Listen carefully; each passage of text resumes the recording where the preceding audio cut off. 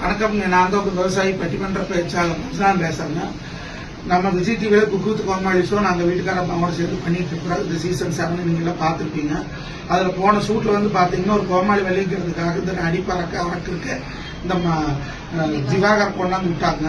முதல்ல படம் நல்லா தான் போச்சுங்க. செகண்ட் ஹாஃப்ல எங்களை எல்லாம் ஒரு பால்கனியில் கொண்டு விட்டு இருந்தாங்க. அப்ப வந்து தகாத வார்த்தையிலான திவாகர் பேசினாரு. புகழ் வந்து நீ சேரியிலிருந்து பிறந்தவ, நீ வந்து படிக்காதவே, நீ கண்டபடி பேசினாருங்க. அதனால அவருக்கு போகும்போது ஒருத்தருக்கு சண்டை ஆகி போச்சு. அப்ப அந்த சண்டையில் வந்து பாத்தீங்கன்னா இவரு வீடியோ போட்டிருக்கிறாரு. மாக்காப்பா ஆனந்த் வந்து இரும்புறாடால நீ அடிச்சு போட்டாரு, காலில் காயமாயி போச்சுன்னு போலீஸ் ஸ்டேஷன்ல கம்ப்ளைண்ட் கொடுத்துருக்கிறதா. அத்தனையும் போயிங்க. மாக்காப்பா ஆனந்த் கீழே தான் நின்னாரு. நாங்களாம் பால்கனியில் இருந்தோம். அவர் கையில் ஒரு பேப்பர் வச்சு அந்த பேப்பர் தான் வீசினார். அந்த பேப்பர் கூட அவர் மேல படலைங்க.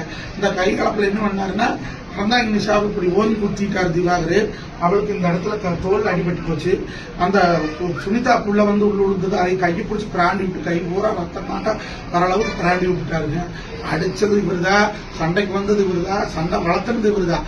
ஆனா இதுக்கும் அவருக்கு என்னமோ சம்பந்தம் இல்லாத மாதிரி அடிச்சுட்டாங்கன்னு சொல்றாங்க. இப்படி அக்குறமே பேசிக்கிறாரு திவாகர். இதெல்லாம் ஆகாது. ஆண்டவன் ஒருத்தர் இருக்கிற கண்டிப்பா பாப்பாங்க.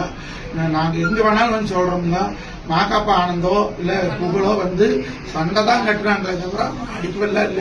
இவரு தான் திமிரிட்டு போய் பெண்களை தாக்குறது திவாகர் பாருங்க. அரே நீ அப்பா